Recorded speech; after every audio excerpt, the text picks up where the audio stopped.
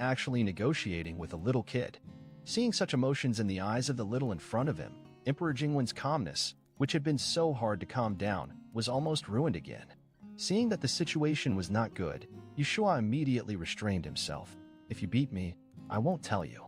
Emperor Jingwen narrowed his eyes suddenly, and his mood became bad again. "You dare to threaten me? Do you know that you are committing the crime of deceiving the emperor?" If it were someone else, even the prince, hearing this, he would probably kneel on the ground with a pale face and unable to get up. There is no other reason. The crime is so serious that you may lose your head if you are not careful. Yushua was not afraid at all. He suddenly became serious and did not answer, but asked instead. His eyes were clearly black and white and showed unprecedented seriousness. "Father, do you treat your son the same way you treat your subjects in the court? Do you also need to be careful about your words and actions?" The child's face was still childish, and he possessed an innocence that the older princes did not have. No wonder Emperor Jingwen thought he was naive. If it were someone else, who would have the guts to ask this question? Even if he was a few years older, he wouldn't dare to do so. No one had ever asked him this question before. The relationship between the ruler and his subjects, father and son, should first be between the ruler and his subjects, then father and son. This is how it should be for people in the royal family. Emperor Jingwen should have told him this, but for some reason, he suddenly couldn't bring himself to say it. Although they are king and subject, they are also father and son. Caught off guard, Emperor Jingwen was stunned for a moment. Taking advantage of this opportunity, Yushua asked again, "Since we are father and son, how can we talk about deceiving the emperor?" His hands suddenly tightened, and Emperor Jingwen said reflexively, "How outrageous." But for some reason, he felt a little lacking in confidence. Although he had been a father for so many years, he had never encountered a child like this, and for a moment he didn't know where to start. Yushua struck while the iron was hot and continued, "Father, look, if this happened between an ordinary father and son, it would be just a trivial matter. Why are you so angry? In an ordinary family, the father and son would probably still talk about it from time to time and make it a joke years later. Is it really like this?" Seeing his cheap father's hesitation, Yushua's face became serious. He didn't feel guilty at all and nodded very affirmatively. "Really? No matter what, let's get through this hurdle first." Emperor Jingwen might really have little experience in this area, and he was really intimidated by him. After calming down, Emperor Jingwen heard the frantic knocking on the door outside. Oh, I forgot to mention that Emperor Jingwen felt ashamed, so when he drove the palace servants out, he locked the door of the main hall as well. His behavior made concubine Rong very anxious. Coupled with her son's screams just now, concubine Rong's heart was beating fast. Her hands turned red from clapping, and she was sweating all over. Your Majesty, if Shuar has made any mistakes, please forgive him for his young age. If you really want to punish me, please punish me." Before she could finish her words, she heard a creaky sound and the door in front of her suddenly opened. Concubine Rong was delighted, but before she could say anything, she saw Emperor Jingwen casually throwing something at her. Taking a closer look, this fiery red ball, who else could it be but her son? Concubine Rong hurriedly went to take him. When she turned around again, she could only see the emperor's back, and along with it, his deep voice. "My dear, Shuar is naughty and needs to be taught well in the future." At first, Emperor Jingwen wanted to punish him again, but then he changed his mind. This little was only 2 years old after all. Moreover, he had just been released from prison more than 10 days ago, and he was going to be imprisoned again today. Emperor Jingwen felt that it was too frequent. The most important thing is that he dared to do such a thing after being locked up for half a year last time. God knows what tricks he can come up with next time. Emperor Jingwen decided to let him go this time, and also let himself go. After his stepfather left, Yushua couldn't help but let out a long sigh of relief. Fortunately, I managed to fool him. He was not worried at all that his mother would be angered. Although his stepfather was a scumbag, he was not so shameless. Even Yushua was not that worried about himself. As I said, when you are young you can do whatever you want. The most you will get is a beating or be put in solitary confinement for half a year. Nothing else will happen. Now I didn't get beaten, and I didn't get put in solitary confinement. It was a real win. Next time, let's do it this way again. Yushua was thinking happily, but when he turned around, he met concubine Rong's fiery eyes. Oops, I just sent one away, and there is still one. Yushua broke out in a cold sweat. Mom, please listen to my explanation. After a long time, the little prince's screams were heard again in Showu Palace. The other side. The impact of being teased by a 2-year-old child was greater than Emperor Jingwen had imagined. He even thought about it before going to bed at night. Scene after scene kept repeating itself again and again before Emperor Jingwen's eyes.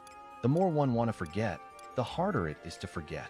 Sensing the low pressure in the bedroom, Wang Zichuan didn't dare to breathe. After all, he was one of the parties involved, and he wished he could disappear from the Emperor's sight as soon as possible, so that the Emperor wouldn't see him and remember what happened that day. Wang Zichuan, who was used to many ups and downs, was even shocked at the courage of the little prince. For some unknown reason, Emperor Jingwen finally asked several ministers indirectly what they would do if this happened to them. The results were all the same without exception. How dare he? Break his legs. Emperor Jingwen then realized that he had been deceived again. Even if he was an ordinary person, he couldn't escape the beating. It was a pity that I believed his words at that time. Emperor Jingwen couldn't help himself and accidentally smashed the cup next to him. The little was so skilled and calm, and he dug 2 big holes in a row, which made it hard to believe that he was a first-time offender. At the same time, scenes from the past flashed quickly through the Emperor's mind. I still remember that when he was a little over 1 year old, he was greatly humiliated because of the imperial concubine sleeping with him. Emperor Jingwen now felt more and more that he did it on purpose. As for the matters of grasping the week-old and throwing the jade unicorn, there is no need to mention it. Emperor Jingwen was startled, and then a thought flashed through his mind. Could it be that his son was born bad? No, it's not bad. It's just plain irritating. He is like this when he is just over 2 years old.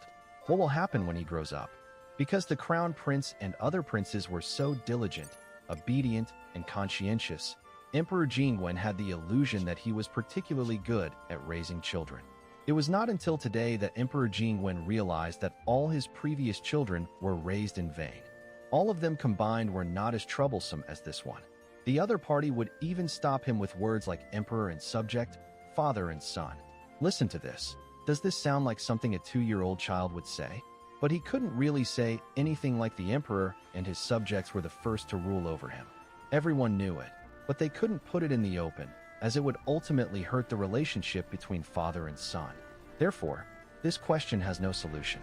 For the first time in his life, Emperor Jingwen was not thinking about state affairs before going to bed, but was troubled by the upbringing of his youngest son. At the same time, the East Palace, when the commotion broke out in Chiuwu Palace, the Crown Prince had already received the news. However, before he could go to check what was going on, the farce had already stopped. Looking at this commotion, I'm afraid that my royal brother has done something to displease father again. He is worthy of being the Crown Prince. He has already gotten a glimpse of the truth after only meeting Yeshua twice, and his guess is so accurate. Oh, from what I've seen from your highness' words and actions, the little prince seems to be a little naughty.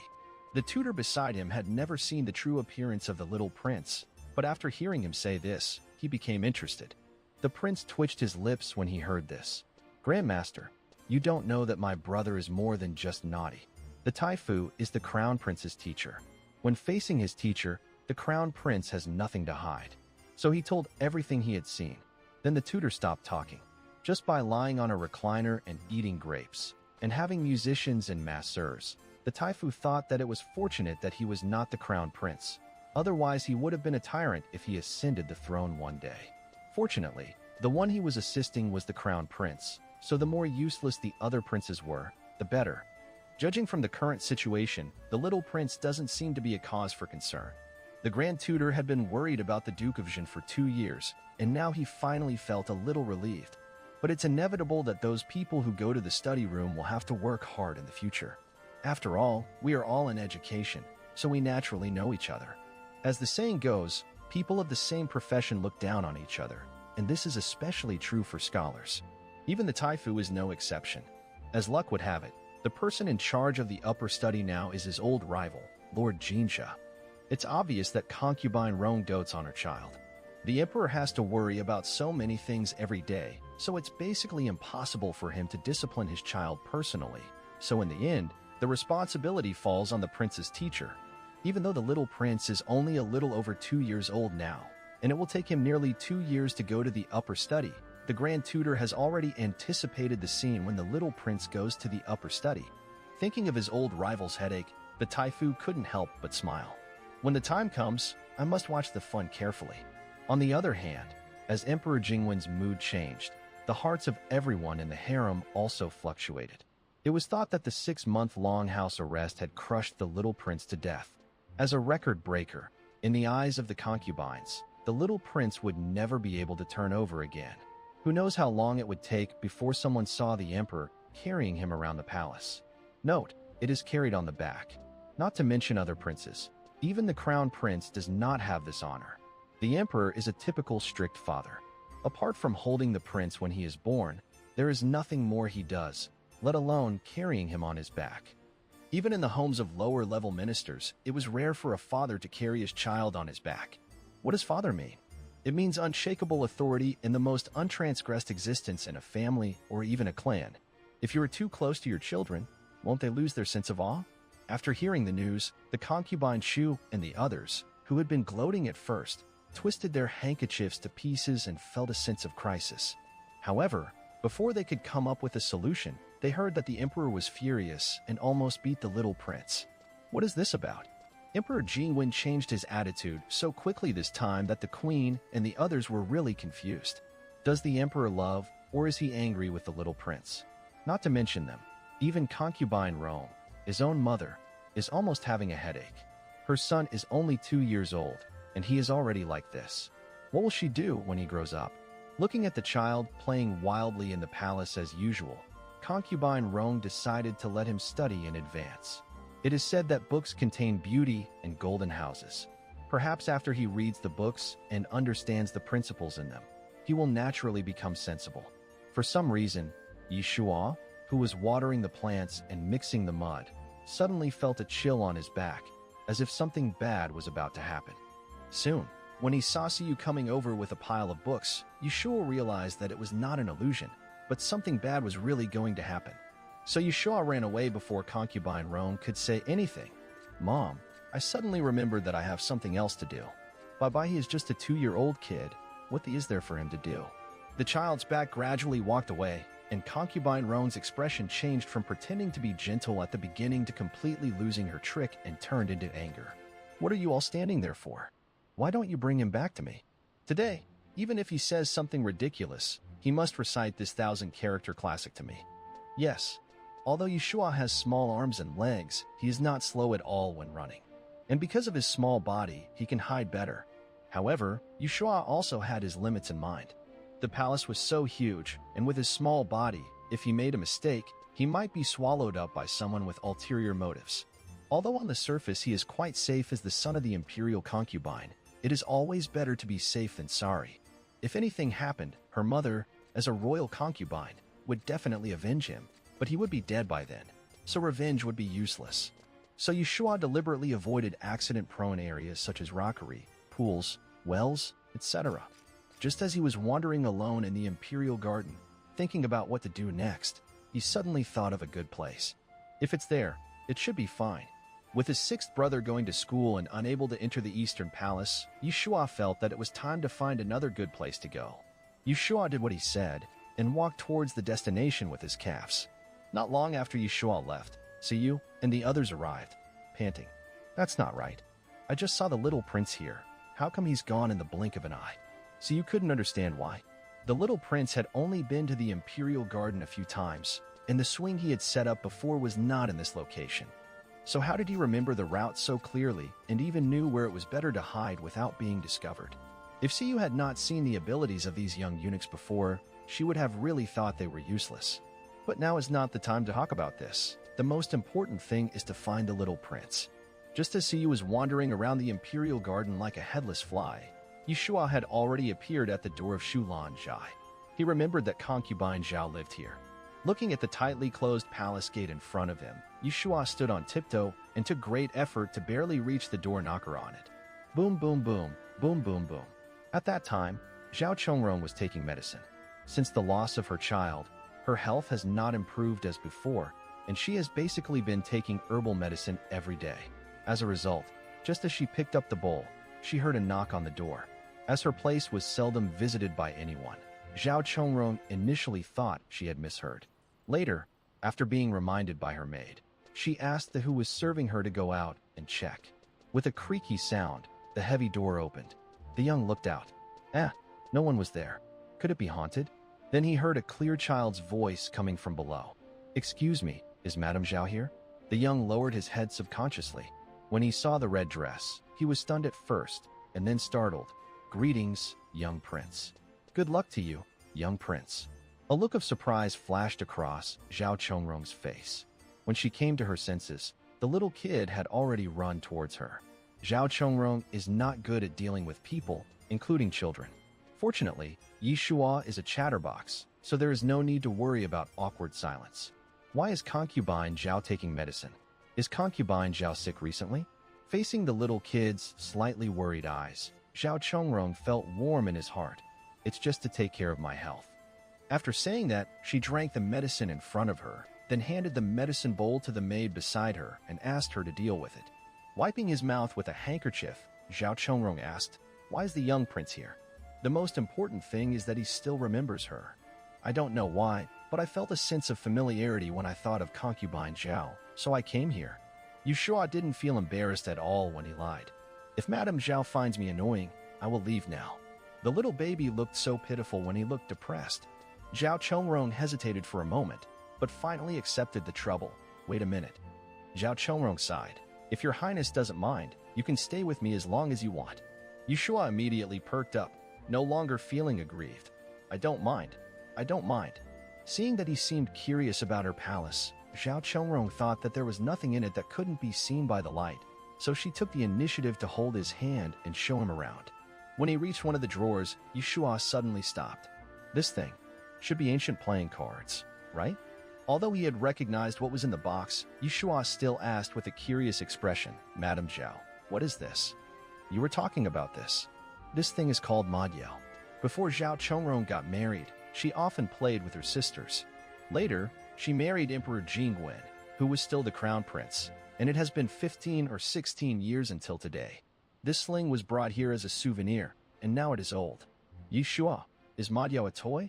Zhao Chongrong hesitated and said, "This dot should be considered as such, right?" Yu Shua was waiting for this. His eyes lit up, and he looked up and said, "Then let's play this." Zhao Chongrong refused without thinking.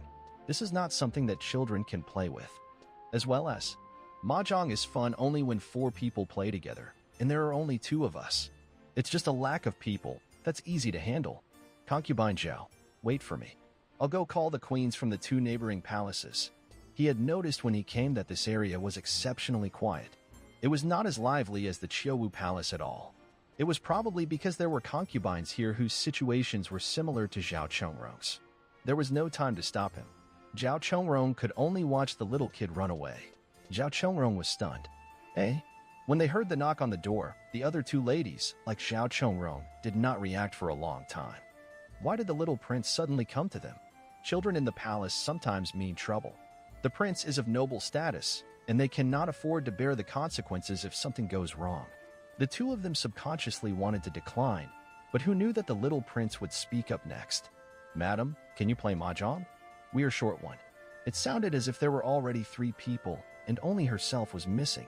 It's just like playing games in modern times. There's only 1 person missing from a 5-person team, so you're asked if you'll come. Most people would get up and play a few rounds even if they were very sleepy and had taken off their clothes. In this situation, anyone with a slightly weak mind would be fooled away in just a few words. Normally, it would be too difficult to refuse, and the 2 ladies were no exception. When they arrived at Shulanzhai, they found out that they had been deceived. The little prince used the same excuse to the other party. In other words, he obviously had no one at the time, but he just relied on the phrase missing 1 player to get them together. However, it is too late to leave now. This clever little ghost. The 3 of them thought so in their hearts without any prior agreement. Zhao Chongrong and the other 2 looked at each other, and since they were all elders living in the palace and had no children, their ranks were similar, so they bowed to each other.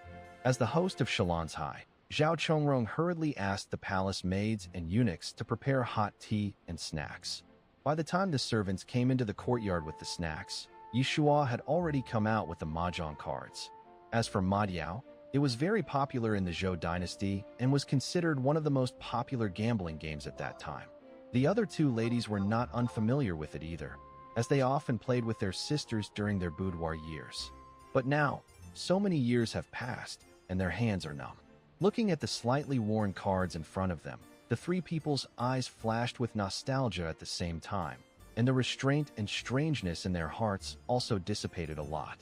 Tsuchomi couldn't help but take a sip of tea and said with a smile, "I haven't seen this thing for a long time. The younger sisters should give in to me later. Favored assistant, Chomi, or lady of complete deportment, Chomi." Tsuchomi was the oldest and was the first to serve Emperor Jingwen, who was still the crown prince, so there was nothing wrong with calling herself sister. Hearing this, Li Chongyuan covered her mouth with her fan and smiled. "That's what I was thinking too. My two sisters, please go easy on me later." Zhao Chongrong pursed her lips and said nothing. At this moment, she was thinking whether to let them go later. Apart from anything else, Zhao Chongrong can definitely be considered the best when it comes to card skills. Among the boudoir, among that group of young ladies, Zhao Chongrong believed that no one could match her. But that was before they got married, so the sisters didn't need to care so much about it. When they arrived at the palace, it was a completely different scene. If she won too much, Zhao Chongrong was afraid that it would damage the harmony, so she decided to let go when the time came. It was just entertainment, so how could she take it seriously? The sooner we can get through today, the sooner our lives will return to their normal peace. Yi Shuo looked at this, then looked at that, and always felt that something was strange. Everyone seemed to be extremely cautious and couldn't let go at all. But he wasn't worried about not having enough fun. After all, when the fun really started, he wouldn't be able to control himself even if he wanted to. So Yi Shuo took the lead and reached out to grab the cards first. Zhao Chongrong and three others followed closely behind. Good cards. Such thoughts arose in the minds of the three people almost at the same time. Only Yi Shuo had a bitter face as he looked at the handful of dregs in his hand. Does this card have eyes? It gives all the bad ones to his side. He had taken all the small cards, so the cards in the lady's hands must be good. 10,000 strings of cash. It was Tsuchomi's turn, and she casually threw out a card. Yi Shuo rolled his eyes. 30,000 strings of cash. Li Chongyuan paused while holding the cards. Oh no, she could just bet on it and get rid of the few useless cards on the board. But if this is the case, it would be very difficult for me to lose. In the end, Li Chongyuan couldn't resist the temptation and paid 40,000 strings of cash. After several rounds of confrontation, the two games were over quickly. Zhao Chongrong, who had originally wanted to conserve her strength, gradually discovered that the two opponents did not seem to be trying their best. It turns out that everyone has the same idea, which is to give in. The two people opposite were pretending to be novices and inexperienced really well. If my level was lower, I would have been fooled by them. Li Chongyuan and Su Chongyi, who also put themselves in a position to let others go, frowned. Wait, something is wrong. Things seem to be a little different from what I imagined. Yi Shuo played 2 cards in a row, which were caught by 3 people in time, and then was taken away by a set of tricks. He couldn't help but fall into deep thought. Question: if we randomly pick 3 people to play Mahjong, what is the probability that all 3 of them are experts? Perhaps it was because their opponent aroused their desire to win, or perhaps it was because the dignity of a master could not be challenged. The 3 of them went from being reserved at the beginning to cautious probing, and finally to sword play and back and forth, all in less than 5 games. Later on, Zhao Chongrong and the other 2 used various methods, including card splitting and card counting. If Yi Shuo was really an ordinary 2-year-old child, he would have been beaten so badly that he couldn't even get up. Although he is not much better now. Yi Shuo's card skills are not bad, and can even be called superb, but modern poker is different from this Mahjong, and he still needs to adapt.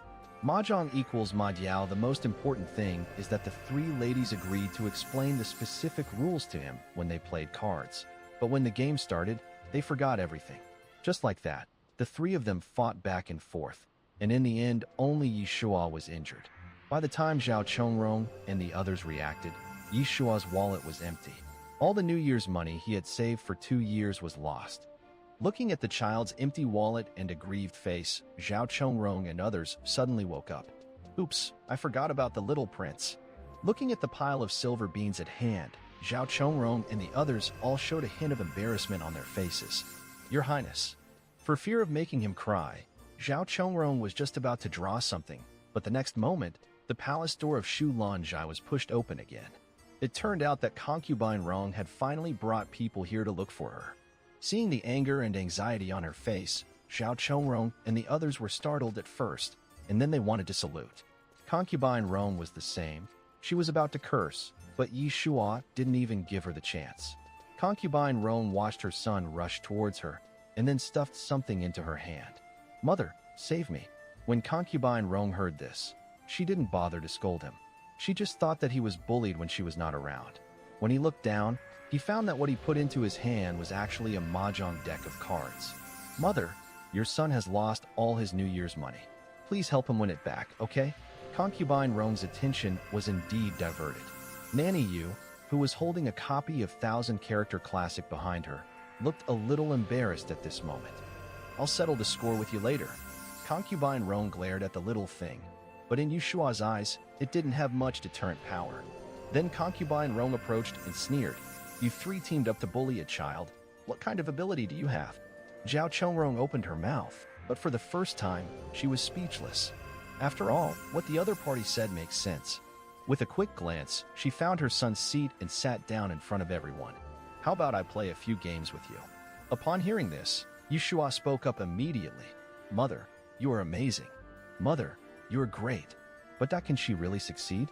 Yishua had seen the card skills of Zhao Chongrong and the other two, which were beyond the reach of ordinary people. Yishua smacked his lips, not holding out much hope. The three dared not disobey the imperial concubine's order, so they sat back at the card table. After Zhao Chongrong and the others calmed down, they originally wanted to give up their cards and wait until the imperial concubine was happy and the matter would be over.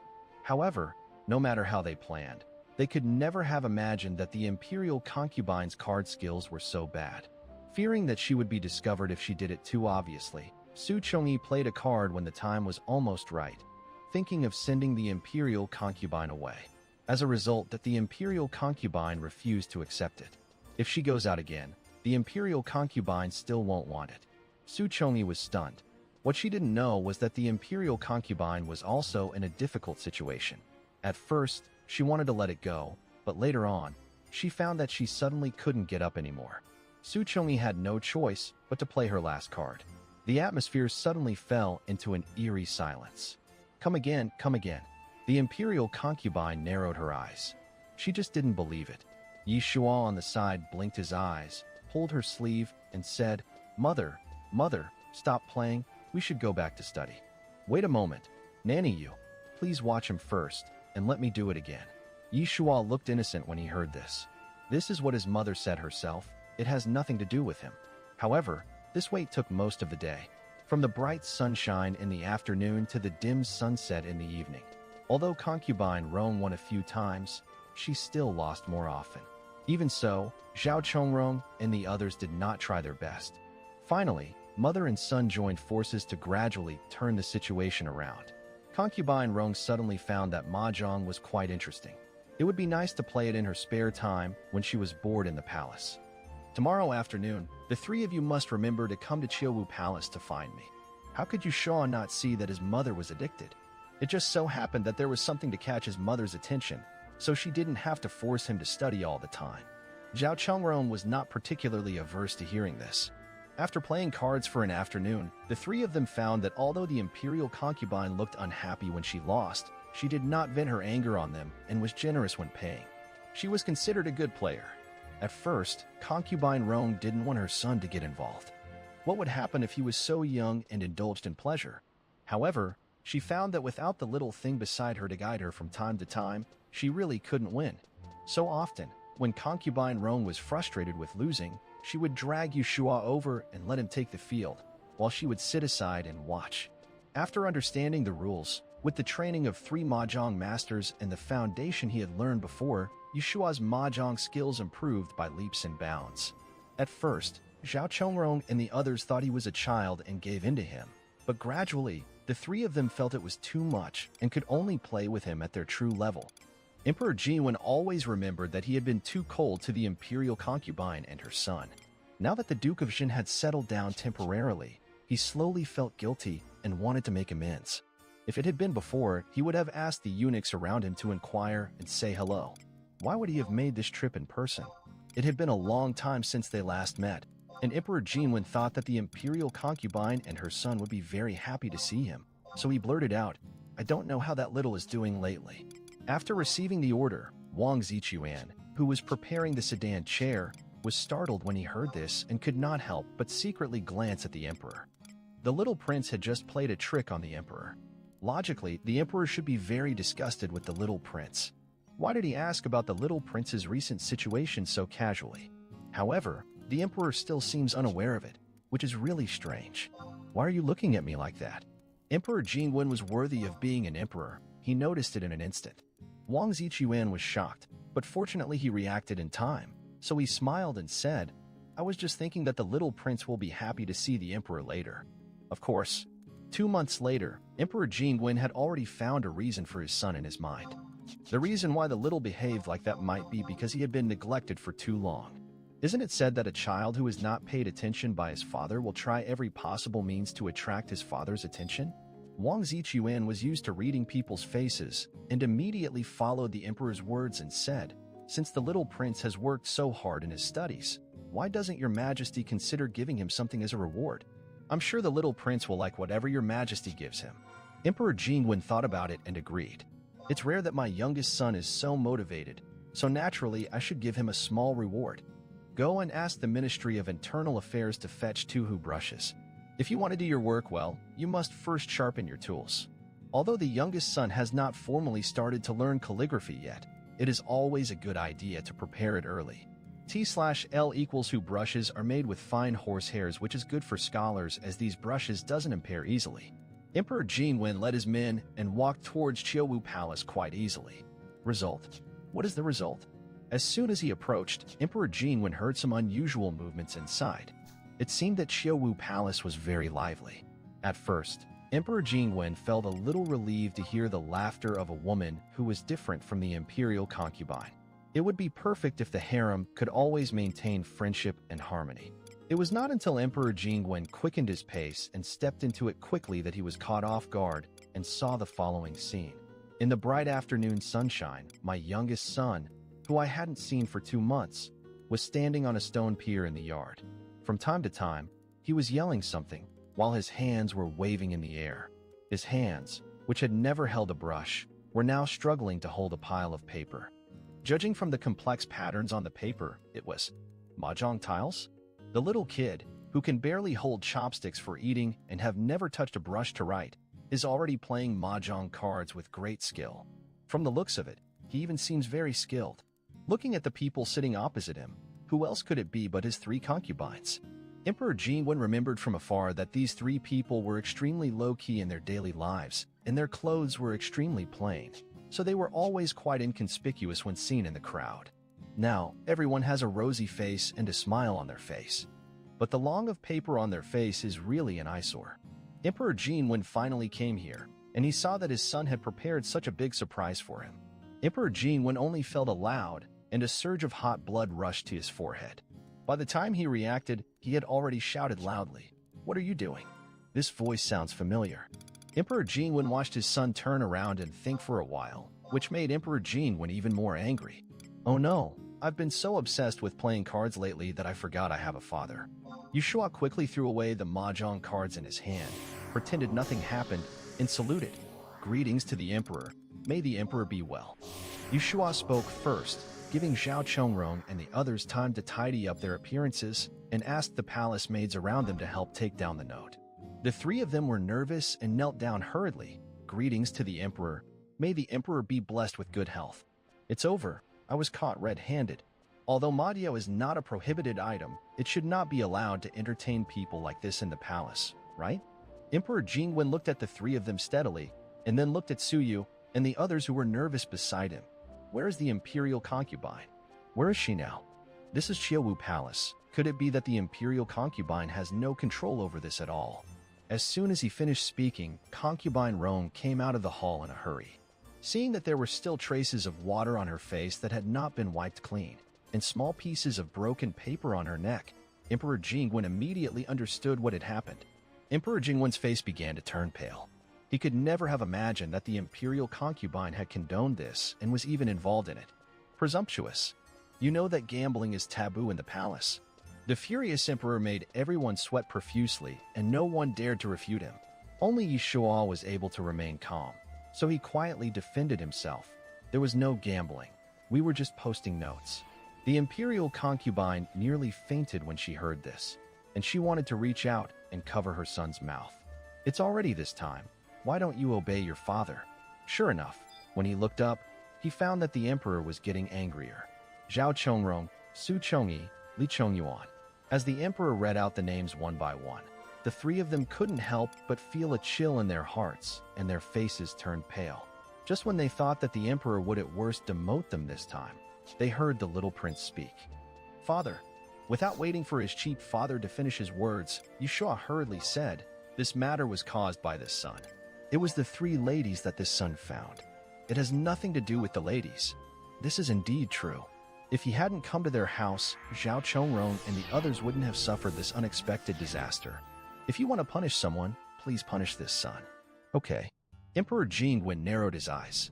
Since you've said so, then you will bear all the guilt of the four people, including your mother. This time, I will definitely punish you severely. Thank you, father. Yishua did not feel nervous, but relieved. The imperial concubine's face turned pale immediately. Hearing the emperor say this, I'm afraid he's going to take drastic measures. After Zhao Chongrong and the other two realized what was happening, they also started to get anxious. Having said that, even though it was the little prince who came to them on his own initiative, they did not refuse after all. If she didn't refuse, it would mean she agreed. How could we let a 2-year-old kid bear the consequences alone? Zhao Chongrong was the first person to kneel down and plead, Your Majesty, this is my fault. I shouldn't have used mahjong cards to the little prince. The little prince is still young and doesn't know anything. If Your Majesty wants to punish someone, please punish me. Anyway, she had nothing to lose by living like a zombie in this palace. Su Chongyi and Li Chongyuan broke out in cold sweats. Finally, they gritted their teeth and knelt down.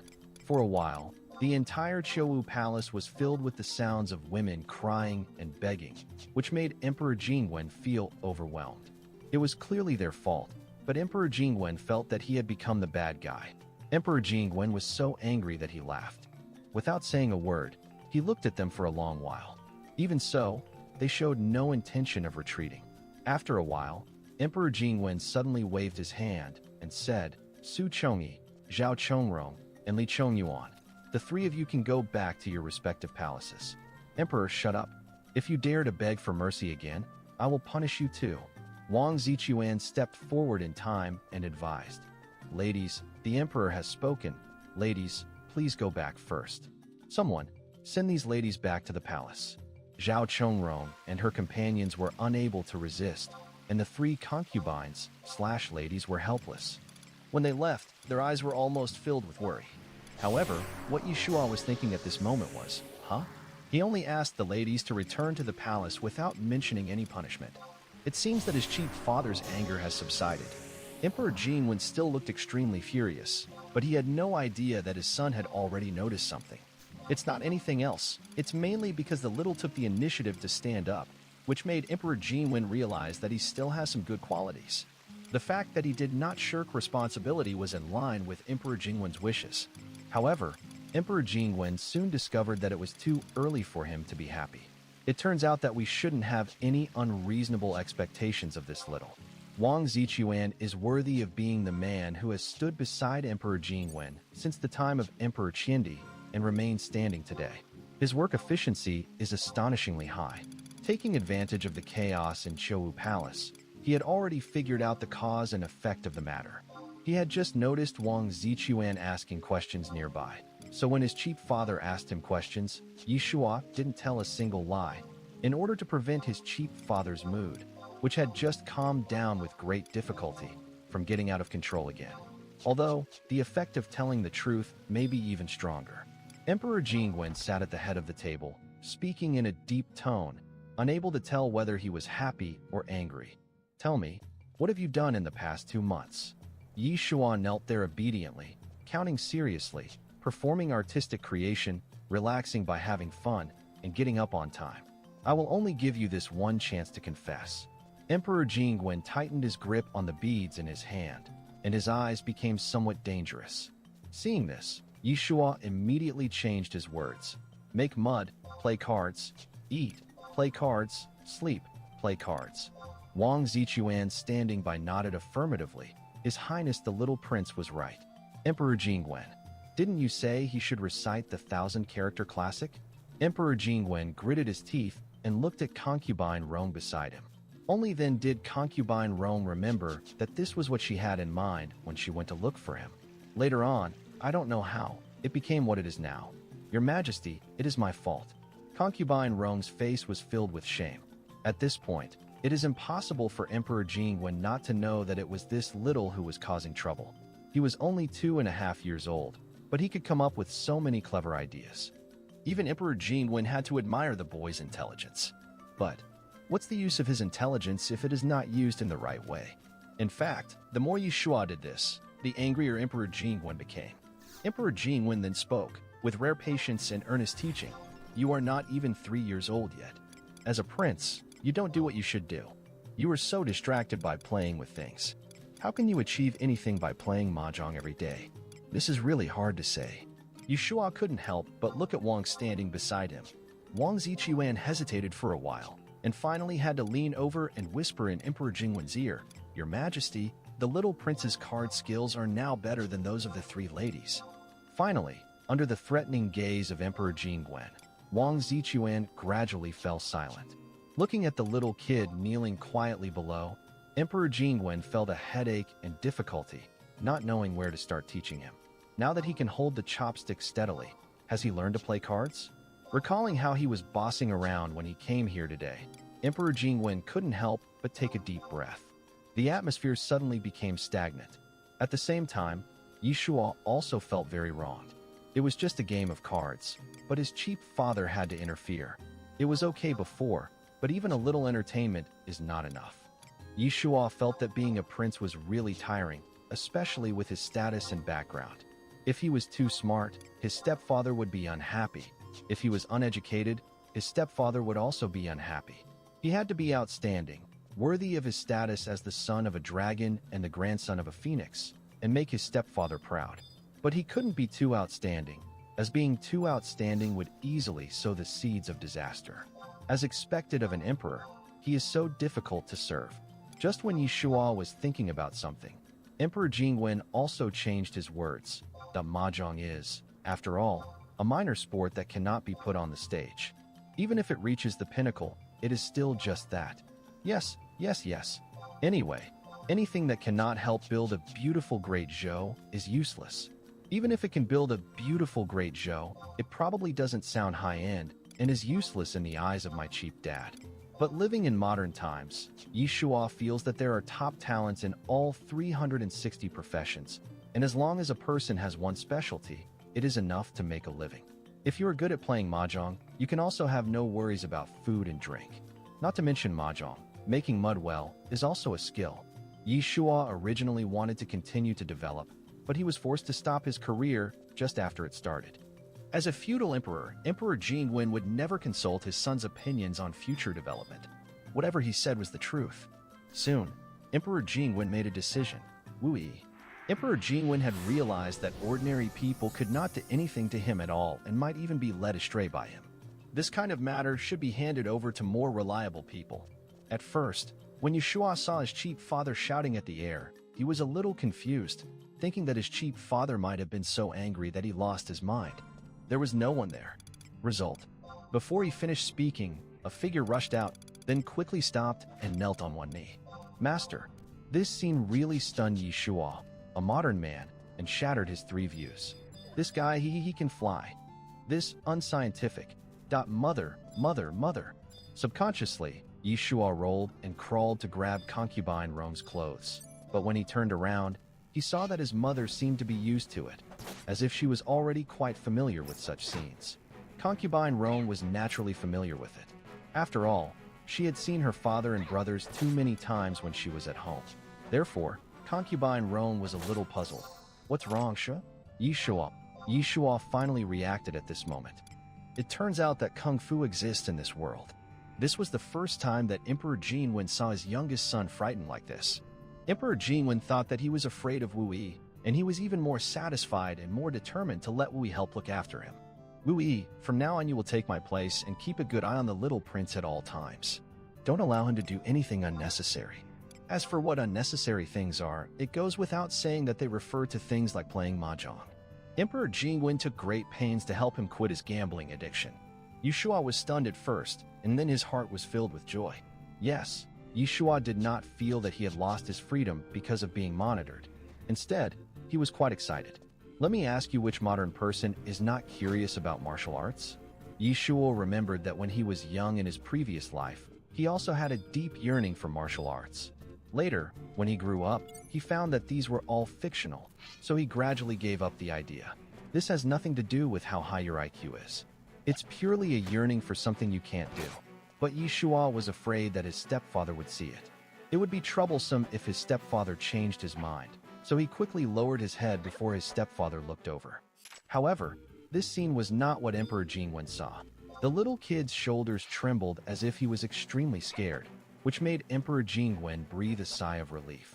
It's enough to know to be afraid, so that he won't continue to be lawless in the future. The emperor has given an order, and Wu Yi, as a secret guard, dared not disobey.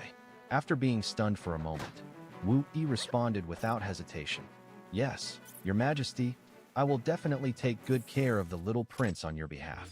Emperor Jingwen glanced at the little kid. Since he was a secret guard hired by the emperor, he would naturally only listen to the emperor. Even if the little guy said something fancy this time, it would be useless. The 2 brushes that I had specially asked the Ministry of Internal Affairs to send to me were wasted. After sitting for a while, Emperor Jingwen did not stay here overnight. When it was time for dinner, he saw the 6th prince coming back from the upper study, and he finally felt much more relieved. Fortunately, there is still someone in Qiuwu Palace who is doing real work. Emperor Jingwen couldn't help but praise the 6th prince lavishly, which made the 6th prince very excited. Finally, Emperor Jingwen left in a good mood. After Emperor Jingwen's figure completely disappeared, Yishua couldn't help but laughed out loud. Hey! Wu Yi was stunned and looked over subconsciously. However, the laughter disappeared almost the moment he looked over, so quickly that Wu Yi almost thought it was an illusion. It seemed that it was no secret that the emperor kept secret guards. Only their deployment, rotation, training, skills, affiliation, directions of responsibility, and number of teams were considered confidential. Yishua had never asked before, so no one mentioned it.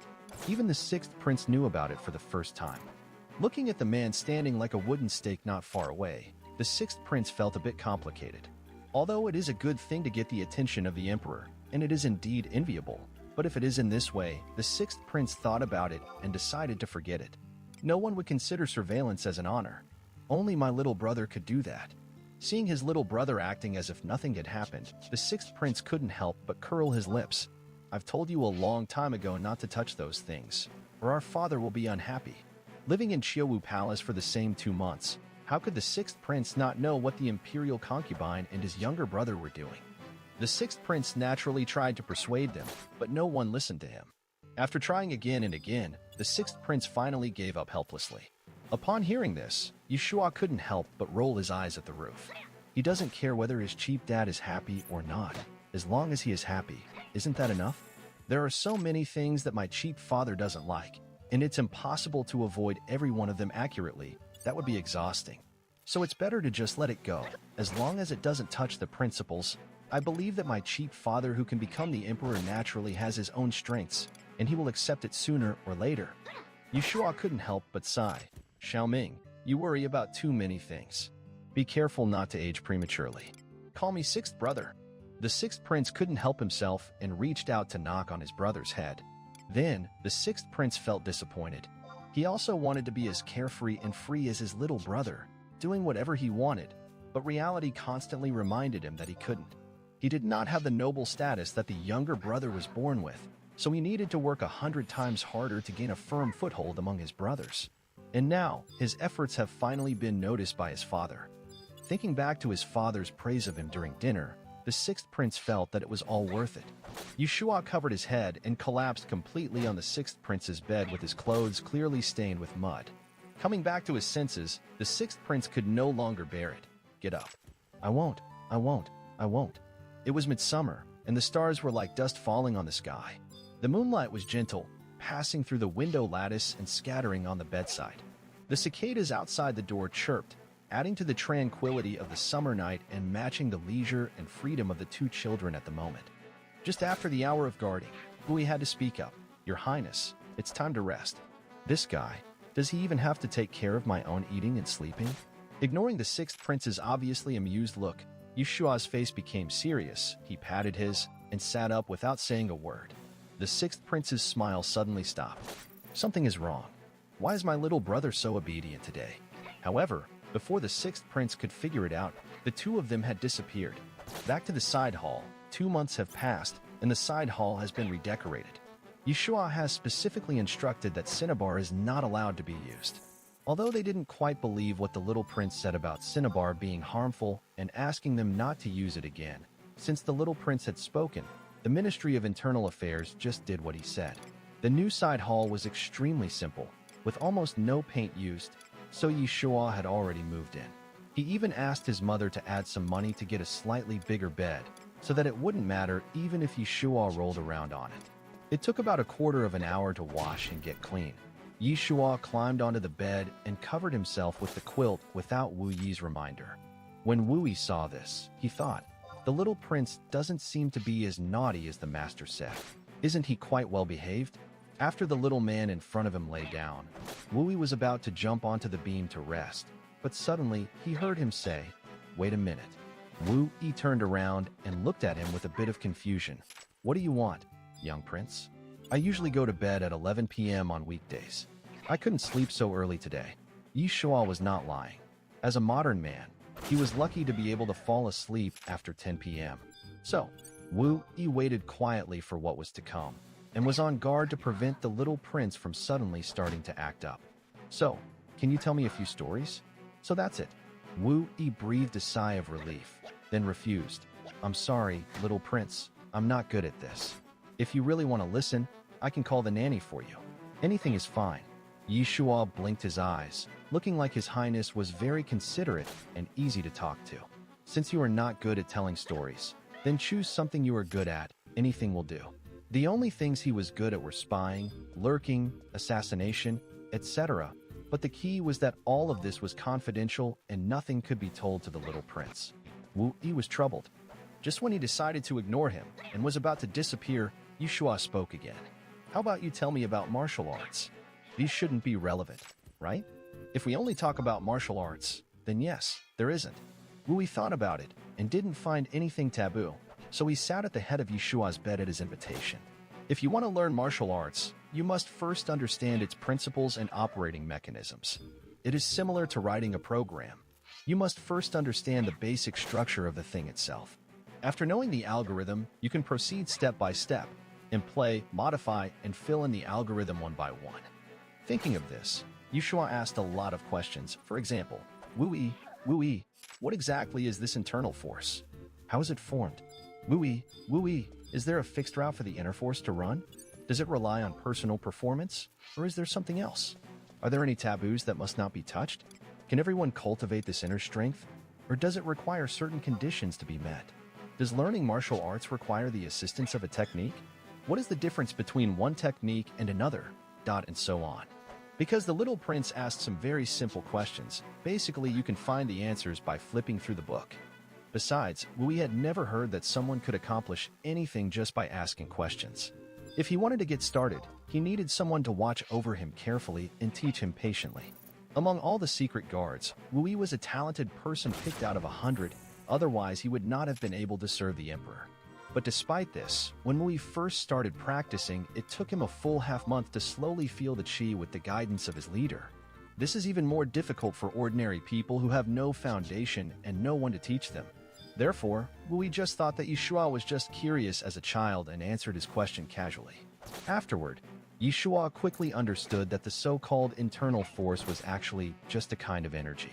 As for the reason for its formation, no one knew it, but it had always existed from ancient times to the present.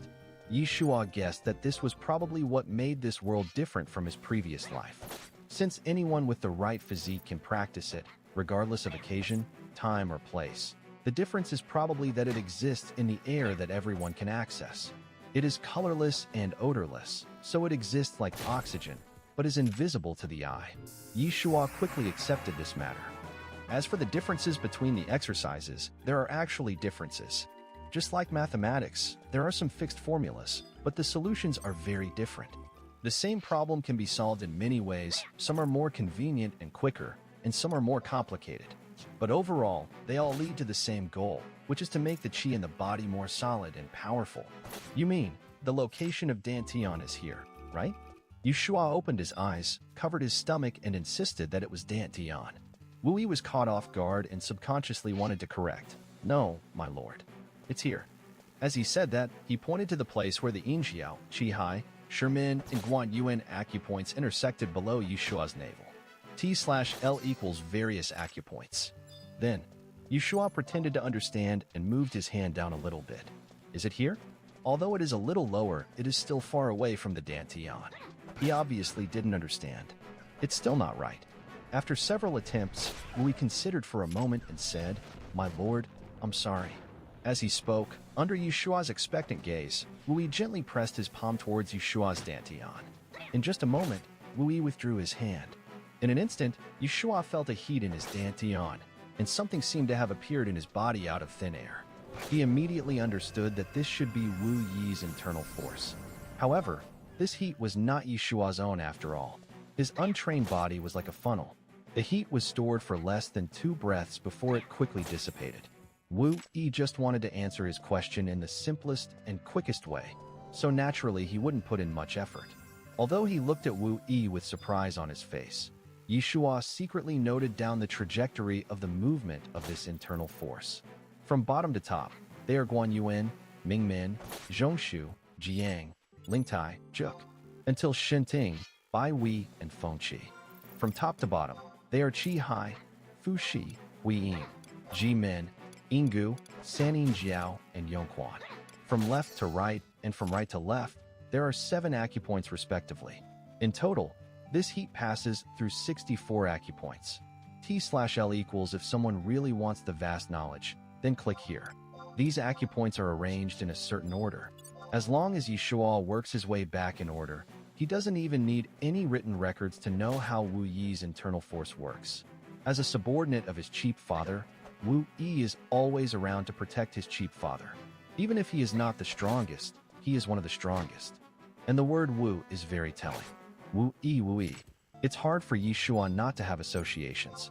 Your technique is great, but now it's mine. Yishua silently recited this sentence in his heart, but his face behaved very well. Soon, he asked the last question. I heard that my grandfather was a brave warrior who rarely lost a battle in his life. So, how good is his kung fu? The Duke of Zhen's kung fu is naturally excellent. Wu Yi said this without much hesitation.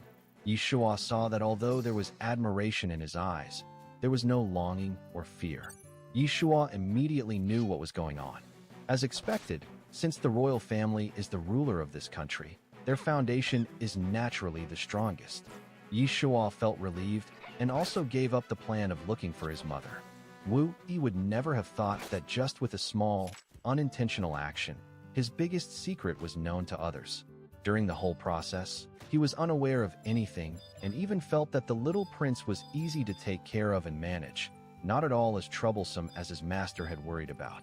Look, after listening to the story, isn't the little prince planning to go to sleep quietly and obediently? Wu Yi, I'm sleepy. I want to sleep. Yishua rubbed his eyes, then slowly covered himself with the quilt. Good night, Wu Yi. See you tomorrow. Wu Yi vaguely understood that this good night should be a greeting to him. Wu Yi was about to say that this was not in accordance with the rules, but he saw that the little prince had wrapped himself tightly in the quilt and turned away. Wu Yi was stunned for a moment, then he bowed and disappeared in the blink of an eye.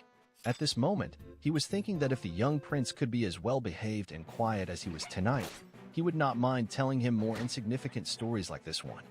Wu Yi didn't know that the moment he turned around, Yishua, who was originally curled up in the quilt, suddenly changed his expression, raised the corners of his lips, and smiled silently. Done. Ever since Wu Yi mentioned inadvertently that people who practiced martial arts would have better physiques than ordinary people, Yishua became determined to learn this thing. In ancient times, when medical conditions were so backward, a cold could kill a person, so Yeshua would not miss anything that was said to be good for health. As a person who had suffered from a serious illness, Yeshua would cherish his healthy body too much now. As for the fact that practicing martial arts requires a strong physique, Yeshua thinks this is not a problem at all. Although there is no conclusive evidence to prove that he inherited genes from his grandfather, but judging from various signs, it is basically certain. The principle has been figured out, the hardware conditions have been met, and the way the internal force works has also been figured out. Now everything is ready. Only the Dongfeng is missing. T/L equals Dongfeng means easterly wind. Refers to the doctor, but here for master. It's just the order of the 64 acupoints, which is not a problem for Yeshua. There are 52 single acupoints, 309 double acupoints, and 50 extra meridian acupoints, totaling 720 acupoints in the whole body. When he was researching his family medical history in his previous life, he studied Chinese medicine for a period of time, and now he still remembers them all. Wu is usually a very cautious person, but he lost here. After all, it is basically impossible to find someone who can remember hundreds of acupoints, but he was unlucky enough to meet one. After a while, Yeshua checked again. After confirming that Wu was not there, he lifted the quilt and sat up. Then he reversed the heat-trimmed chart bit by bit in his mind. Soon, Yeshua began to try to find the sense of qi. About an hour later, he finally found some feeling. At the beginning, it was just a wisp of smoke like airflow like a firefly or candle flame that could be extinguished at any time. Yeshua controlled it carefully so that the airflow flowed through the 64 acupuncture points in sequence. Like a star map waiting to be lit up, the airflow was swaying, and it was difficult to move forward. Yeshua was not in a hurry and seemed very patient, pushing forward little by little. Time passed minutes by minutes, and in the blink of an eye, it was about to dawn. Fortunately, Yeshua, like the sixth prince, did not have the habit of having anyone keep watch in the room at night. Besides, the maids and wet nurses all knew that the little prince would be angry if their sleep was disturbed, so there had been no unusual movements in the room. In the meantime, Yeshua vaguely heard the noise of the sixth prince opening the door to go to the study room next door. The noise lasted for about a cup of tea and then disappeared. At some point, beads of sweat suddenly appeared on Yeshua's forehead, and it was obvious that the most critical moment had arrived. After struggling forward for so long, that trace of energy finally approached the Dantian. After circling for a long time, the airflow finally felt an inexplicable suction force and was completely into the Dantian. With a boom, Yeshua was shocked. When he opened his eyes again, his eyes became exceptionally bright and energetic. He didn't look like a man who had been up all night at all. The same warmth also appeared in his Dantian at this moment. Although it was just a tiny trace that seemed to be about to go out at any time, and was even weaker than Wu Yi's casual slap, Yeshua was already very satisfied. At least it proves that his conjecture is correct, and all he needs to do from now on is accumulate experience. As for how to release and apply it, Yeshua thought of the techniques of modern martial arts. Modern martial arts do not have such a thing as internal force. What matters is practicing how to exert force. To give an example, when you punch, you can't just punch. No matter how strong the arm muscles are, they are ultimately limited. You have to start from the feet, push the ground with the soles of the feet, exert force with the ankles, go through the knee joints, and then to the thighs and waist and hips. The waist and hips drive the shoulders. What matters is that each part is transmitted and condensed into one. I think the same principle applies to internal strength. If you want high attack power, you need high burst power. Yeshua's breath sank, and the gossamer-like internal force in his body instantly spread to the 64 acupuncture points. Feeling a force from inside out eager to rush out, Yeshua imitated what he saw in TV dramas, put together, and swung them out quickly. The next moment, the red candle 3 meters away went out. Wow, it seems to be okay. Seeing this, Yeshua was satisfied. After calming down and feeling it for a while, Yeshua found that he did not feel any discomfort in his body. He immediately realized that he should be considered successful. Although the usage is a bit crude, it is better than nothing. If Wu Yi were here, his eyes would pop out of his head when he saw this scene. He released the internal energy outwardly. He actually completed the release of the internal energy just by his own exploration. Unfortunately, Wu Yi seemed to know that Yeshua didn't like to keep people around when he was sleeping. So he slept on a tree branch outside all night and missed everything perfectly. Yishua was still young and full of energy, so when he went out, no one noticed that he had not slept all night. When they reached the main hall, it was just time for breakfast. Yishua sat down on the stool as usual, and Nanny Jing beside him naturally came over with the bowl to feed him. Well, who isn't a pampered little darling? Seeing the kindness inadvertently in Nanny Jing's eyes, Yeshua obediently opened his mouth and swallowed the porridge with duck egg yolk and sea cucumber particles in the spoon in one gulp. When Nanny Jing saw him like this, she smiled and said, "Your Highness, eat slowly. No one will the food from you." As she spoke, she picked up a handkerchief and wiped the corners of his mouth. Nanny Jing is not yet 50 this year, which is still very young in modern times. But here she has reached the age where she can enjoy her grandchildren and live out her days in peace. Unfortunately, Nanny Jing was alone and had no family to support. There was no turning back once she entered the deep palace, so she could only pour all her love into Yeshua. Yeshua was also happy to enjoy himself, calling Mammy every day, which made Mammy Jing's heart melt. It was rare to see such a well-behaved and obedient child. How could Mammy Jing not like him? Looking at the imperial concubine beside her, she was obviously used to this scene and didn't notice anything wrong. She ate the mushroom shredded chicken in front of her slowly and said, "This morning, the kitchen has developed a dessert with ham filling. I think it tastes good. Mammy, you can also pick one for him to try." Okay, taking in the whole scene, Wu Yi couldn't help but frown secretly. In his opinion, the little prince's speech and behavior were totally unlike those of a 2-year-old child. He was obviously able to do many things by himself, let alone eating. Why did he need to be fed now? No wonder the little prince caused his master such a headache. The imperial concubine had a lot to thank for this. If you keep pampering and spoiling him, when will the little prince be able to stand on his own feet? Louis secretly observed from the side, preparing to summarize everything he saw and tell it all to the emperor when he asked.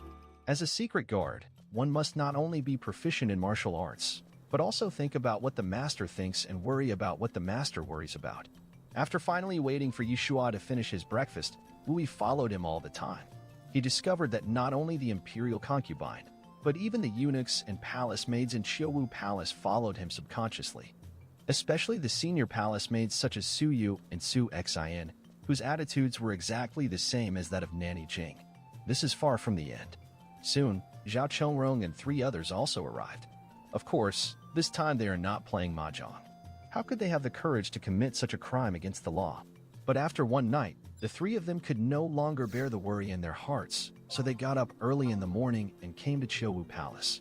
When the 3 of them saw each other at the door, they realized that each other's thoughts were the same as theirs. Zhao Chongrong and others were just being low-key, not because they were heartless.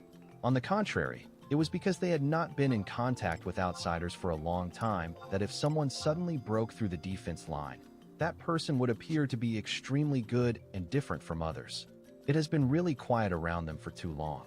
After 2 months of getting along, it was impossible for the 3 of them to remain indifferent. Let concubine Zhao take a look to see if you are injured anywhere. She never dared to say these words for fear of being blamed by Emperor Jingwen.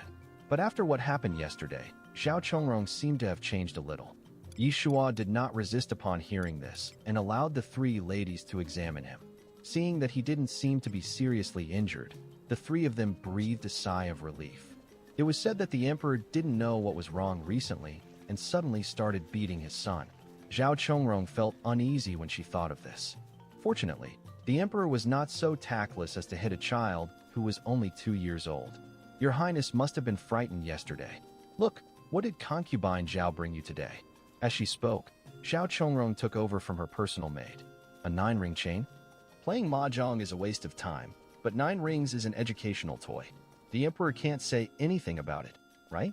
Louis, who was watching from the side, was wondering what was wrong with concubine Zhao. The young prince looked so energetic and didn't look like he was frightened at all. As a result, before Louis could finish his thought, he saw the little prince in front of him frowning and pouting, and a feeling of grievance suddenly came up. Concubine Zhao, you don't know. Father was so fierce yesterday. I was so scared. Louis frowned as he watched. But what he didn't expect was that the 3 concubines fell for it. They comforted and coaxed him, and soon the little prince's hands were filled with all kinds of toys. When they were leaving, the 3 ladies were reluctant to leave, thinking that their children had really suffered a great injustice this time. Su Chongyi thought to herself that if this kind of thing happened again in the future, she would think of a way to see if she could ask the Empress Dowager for help and let her take care of it. Although the Emperor is not the Empress Dowager's biological son, but a beautiful empress that the late emperor insisted on establishing despite opposition from his ministers due to his dissolute behavior, there is no affection between the Empress Dowager and the emperor, and the two have almost no interactions. But if the Empress Dowager really asks for it, the emperor will have to give her some face no matter what. And Su Chongyi was from the Empress Dowager's family. Judging from the fact that Su Chongyi was still just a Chongyi to Emperor Jinwen for so many years, Emperor Jinwen actually did not really trust his stepmother, and was even a little indifferent and ignored her. But isn't this the only solution? If there is really no other way, this is the only way. Wu Yi, who had been trained as a leader since he was a child and often walked on the brink of death, couldn't understand. As soon as Yu Shua saw his expression, he knew that this was not something that a secret guard like him could understand. This person may never know that in order to please the elders, one does not have to be well-behaved and obedient. Appropriate behavior of acting coquettish can better promote the relationship with the elders. It's the same principle as it's easier to build relationships with others if you ask for help appropriately. If everyone has a cold face, what's the fun? Alas, he can't even figure out such a simple thing. He is hopeless.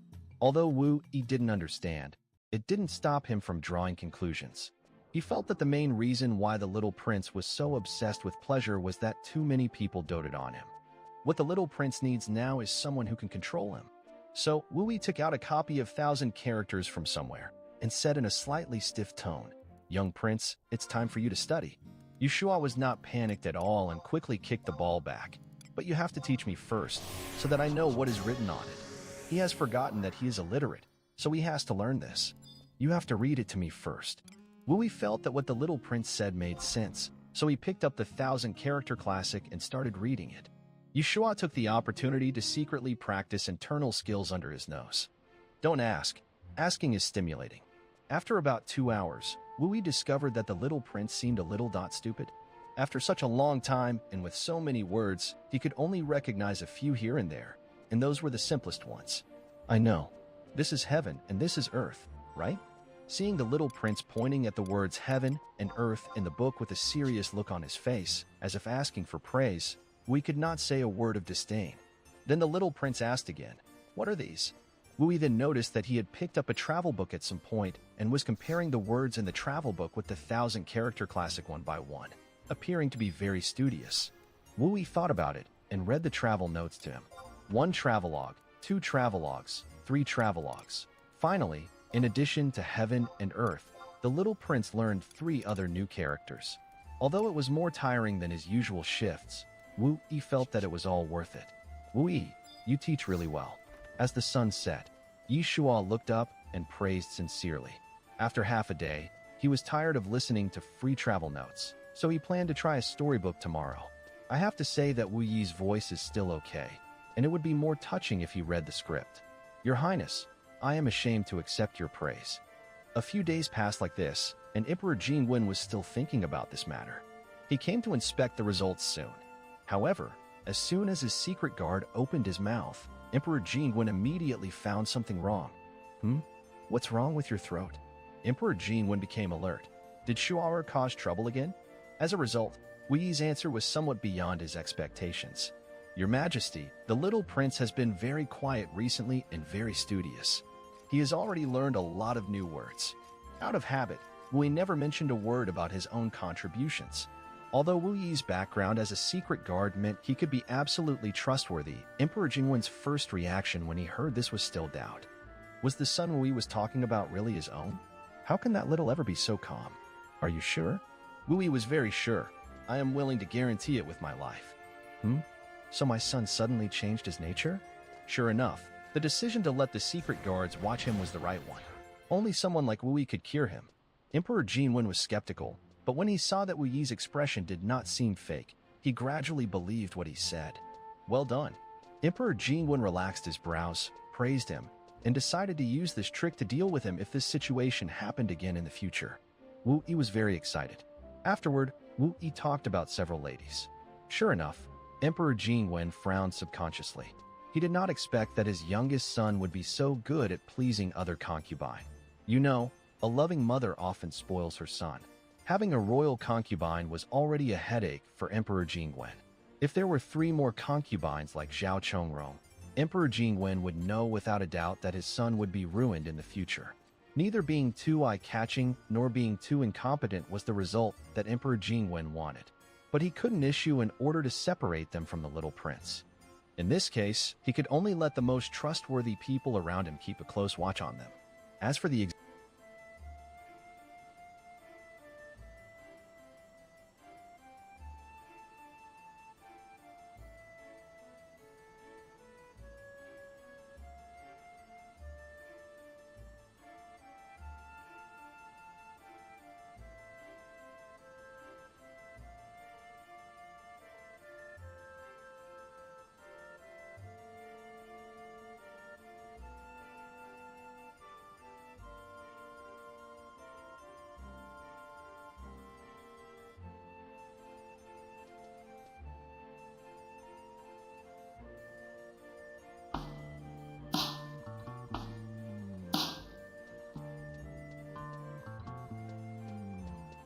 Hello, I'm the developer of Horror Engine. In this video, I'll show you how to create a new project with Horror Engine. To start, open the Epic Games launcher.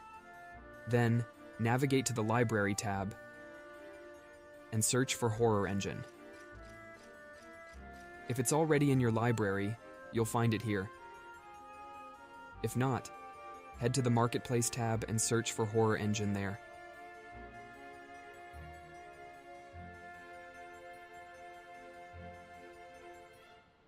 Since the Horror Engine is a complete project, the config folder is crucial.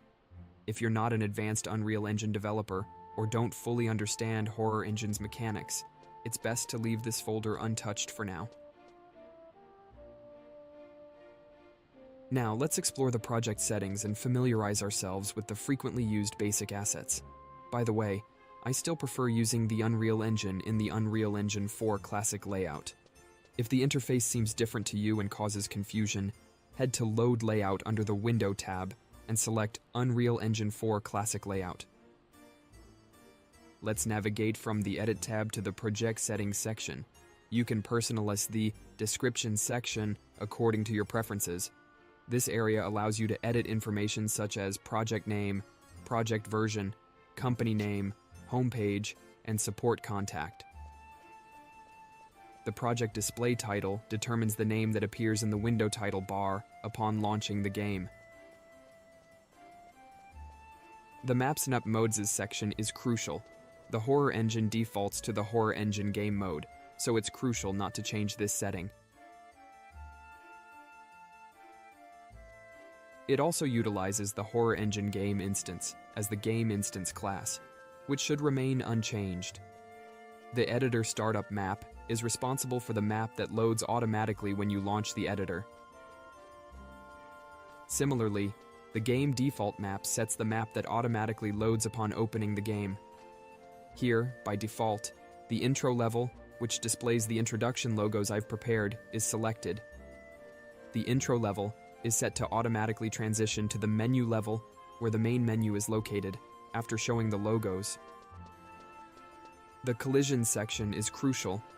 In the Horror Engine, the object type for everything the player can interact with is set as usable. It's crucial not to alter or delete this setting. Avoid modifying action or axis mappings from the Input section. The Horror Engine has its dedicated input settings in a different location. Changes made here will be overridden by the Horror Engine's default settings. I'll guide you on how to modify the default settings and where to do so later on. The Physics section is important. Under physical surfaces, 7 surface types are present: carpet, dirt, grass, metal, rock, tile, and wood. These determine the surfaces the player walks on and the corresponding footstep sounds.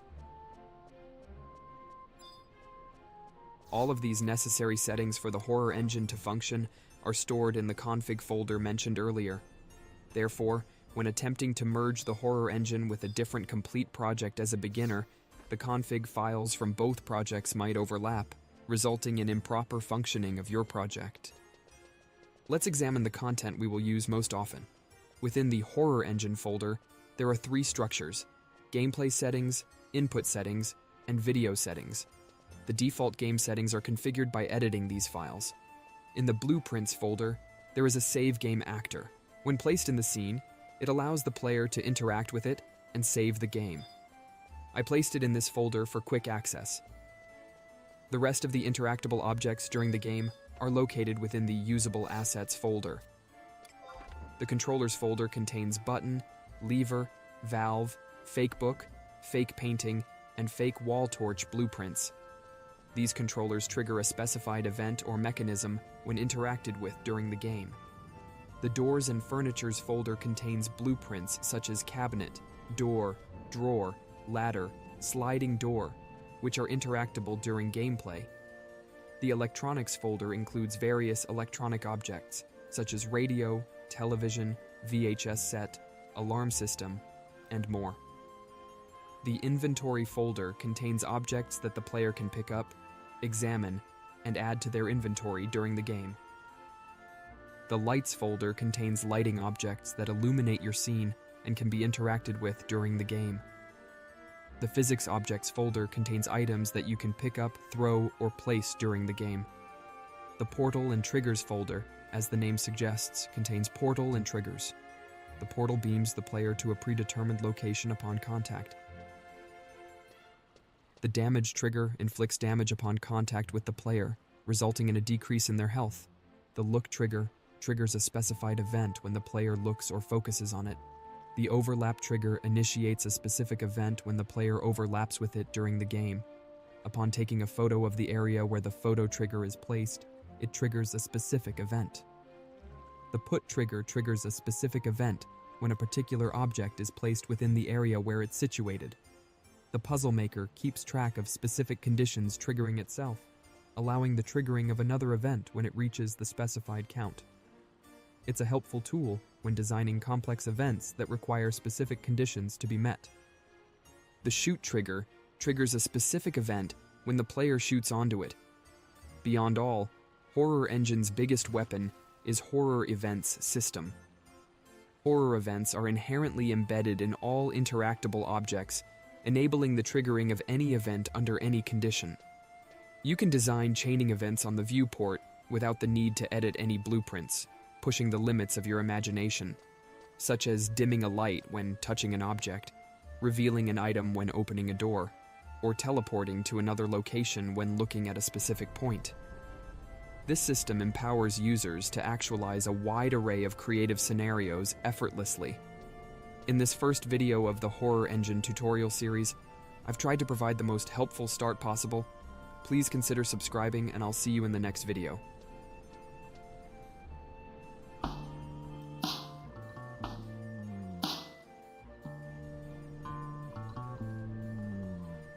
Hello, I'm the developer of the Horror Engine. In this video, I will guide you through the gameplay settings for the Horror Engine. Since there are many beginners out there, I'll take it slow and provide detailed explanations. If you're an experienced developer and already familiar with these steps, feel free to skip to the next section. Let's begin with the gameplay settings. Under the Default Values tab, there are 3 sections: Player Settings, Footstep Sound Settings, and Equipment Settings. Within Player Settings, you'll discover the default configurations for the player's movement abilities. Before making any changes, let's take a look at how the game appears with the current settings. Welcome to Horror Engine. You're on the over... First, let's disable this bothersome horror event. Alright, let's get started.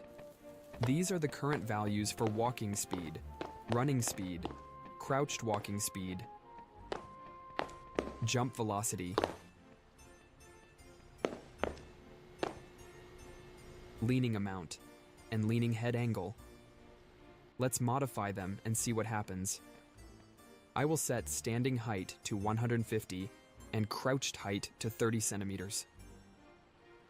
As a result, the character's standing height and crouching height will be shorter. Now let's modify the running speed and walking speed. As a result, the character will walk much slower but run much faster. Let's change the crouched walking speed to 50 centimeters per second and the crouching duration to 0.1 second. As you can see, the character now moves differently. Before moving on to the leaning settings, let's undo all of these changes. Let's set the leaning amount to 125 centimeters. This setting determines how far to the left or right the character can lean. Now let's set the leaning head angle to 15 degrees. This setting determines how far the character tilts their head when leaning to the left or right. Leaning duration determines how many seconds the character takes to perform this action. Jump velocity determines how many centimeters per second the character can jump upwards. Setting jump velocity to around 800 centimeters per second may result in the character taking damage due to jumping too high and falling too fast. This is because the safe fall height is set to 300 centimeters. If we increase this value, the character will land safely and take no damage.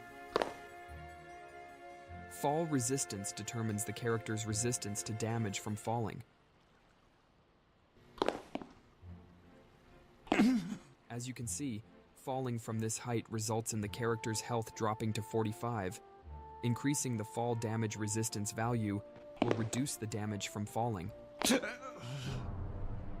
Smooth camera value determines how delayed and smooth the camera rotation will be. Decreasing the value will increase the effect.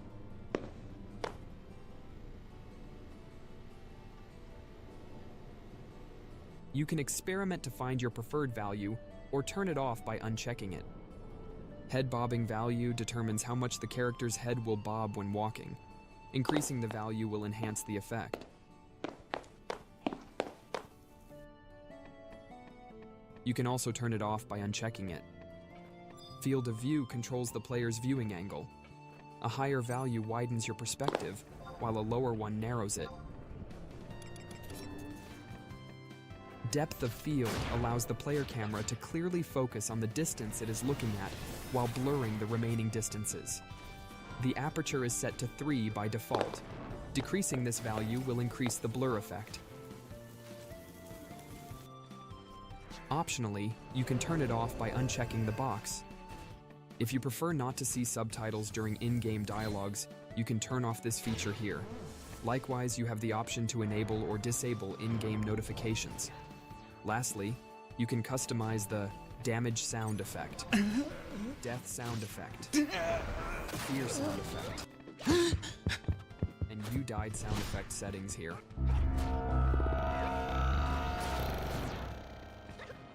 Let's explore the footstep sound settings. The footstep sound interval determines how frequently the sound of footsteps occurs when the player walks. Reducing the default setting from 150 centimeters to 80 centimeters will make the character produce footsteps more frequently while walking.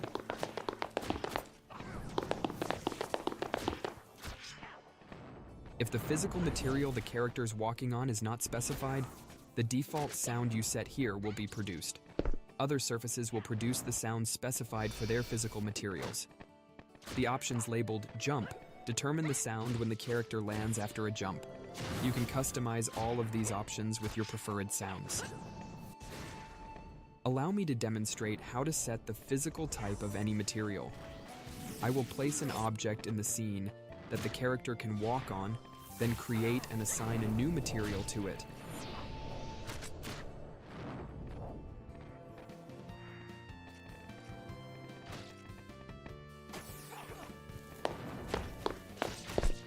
As mentioned earlier, if the physical material is not set, the default sound will be produced.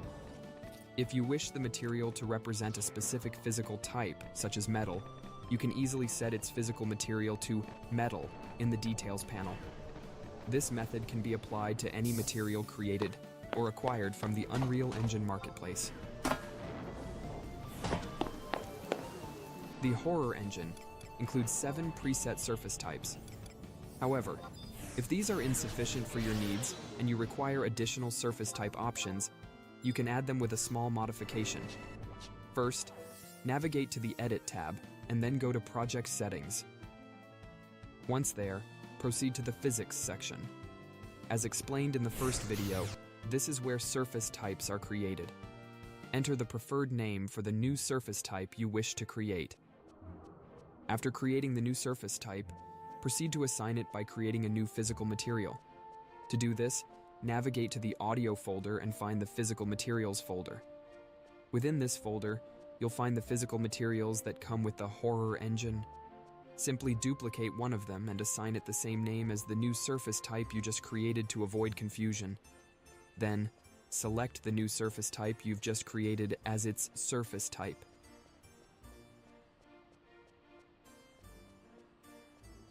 Now open the Horror Engine blueprint, located in the Horror Engine folder. Double-click on the Footstep Headshake function under the Functions section. This area is where the Horror Engine manages footstep sounds and camera shake when the character walks. It periodically checks the type of surface the character is walking on using the trace method, calculates the distance the character is walking, and produces the correct sound if the necessary conditions are met. If the new surface type doesn't appear here initially, right-click on the Select node and choose Refresh Nodes. The new surface type will then become available. Repeat the same process with the node directly below it, which controls the character's jumping sounds. Now, you can assign the walking and jumping sounds to the newly created surface type. Finally, let's change the physical material of this ground here and check the result.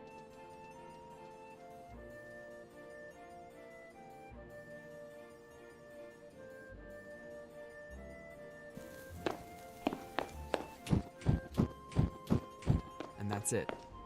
The 8th surface type is now functional. You can create more in the same way if you need additional surface types. Now, let's examine the equipment settings. But first, let me turn off the lights. Equip, unequip speed determines how many seconds it takes the character to equip and unequip the equipment. There are 7 equipment items integrated into the Horror Engine character. These are glow stick, flashlight, lighter, torch, night vision, cameroid, and pistol. Let's start with the glow stick. If has glow stick is enabled, it allows the player to start the game already having a glow stick. Otherwise, the player will need to find and add it to the equipment. Glow stick duration determines the lifespan of this equipment. If this time expires, the glow stick will become unusable until a new one is found. Let's set this value to 0.1 minutes and test it. When you open the inventory, you can see the graph showing the remaining lifespan in the lower left corner. As you can see, after 0.1 minutes, the glow stick is dead and unusable. But if infinite glow stick is selected, glow stick duration will be bypassed, and the glow stick will remain usable infinitely. Glow stick emissive intensity determines how much the glow stick will glow. Increasing this value will make the glow stick brighter. Glow stick light settings allows you to adjust the light emitted by the glow stick. The intensity value determines how much the glow stick illuminates the environment. Decreasing this value will reduce the amount of emitted light. The light color value, as the name implies, determines the color of the light it emits. If you want to change the color of the glow stick itself, open the Materials folder, then the Material Instances folder, find Glow Stick Light, and change its color.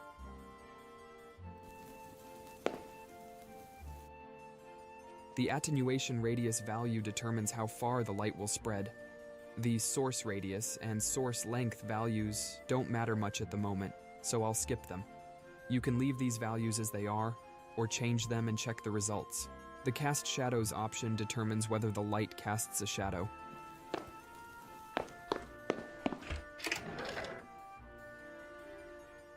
You can uncheck this if you don't want it to cast shadows for any reason. I will talk about the IES texture option when I explain the flashlight. The glow stick on sound and glow stick off sound options determine the sound the equipment makes when it turns on and off.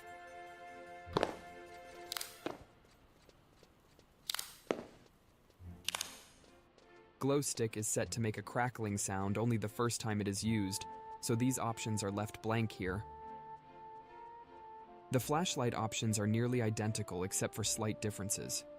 So I will go through the different parts. The flashlight flickering start value determines the battery power percentage at which the light will begin to flicker. For example, if set to 50%, the flashlight will start flickering when the battery drops below that level. Setting this value to 100% means the light will always flicker, regardless of the battery level. The flashlight flickering speed value determines the speed at which the light will flicker. The flashlight light settings options are nearly identical, allowing you to fine-tune various aspects of the light, including color and intensity. The outer cone angle value is a property that specifies the width angle of the outer edge of the light. The IES texture is a file used to simulate realistic light profiles of light sources. Leaving this option blank will result in a more generic light effect. If you have different IES textures, you can import them into your project and select the desired one here. Lastly, you can customize the flashlight on and off sounds here. The lighter options are actually identical to the others. Feel free to experiment and find the settings that suit your preferences. The same applies to the torch. However, it comes with the requires lighter option. If this option is enabled, the player will not be able to light the torch if there is no lighter in the inventory. Additionally, it has the fire spark sound option, allowing customization of the constant sound the torch will make when burning.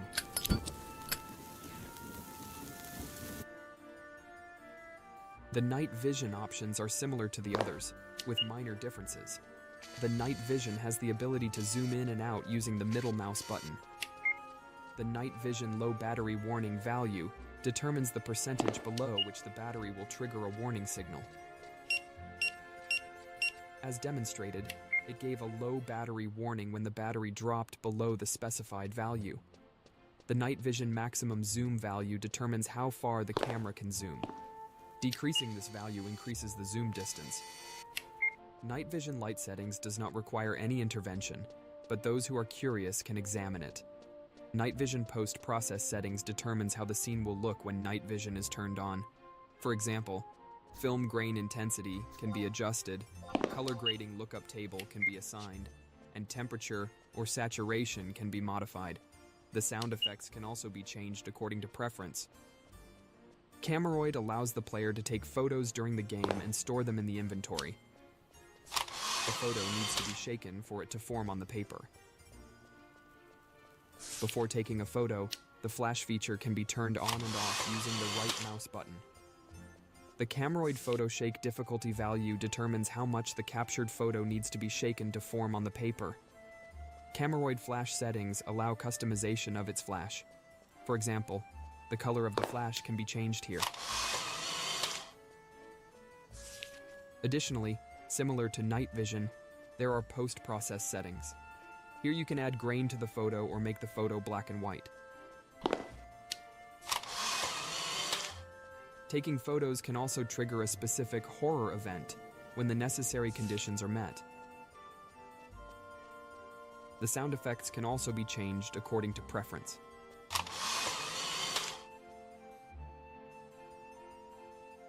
The last equipment on the list is the pistol. The pistol total ammo value determines how many bullets the player will have at the start of the game. The pistol clip capacity value determines how many bullets each clip will contain. The pistol clip ammo value determines how many bullets are already in the pistol. The pistol shoot distance value determines the maximum distance the pistol can shoot. The pistol shoot decal option determines the decal that will appear on the surface hit by the bullet.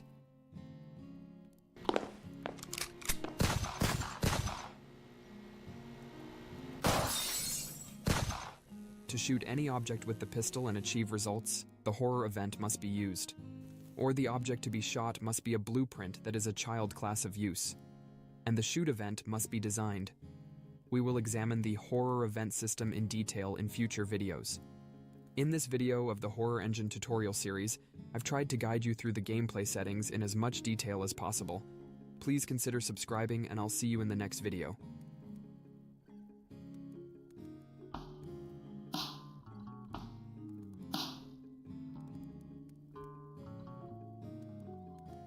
Hello, I'm the developer of the Horror Engine.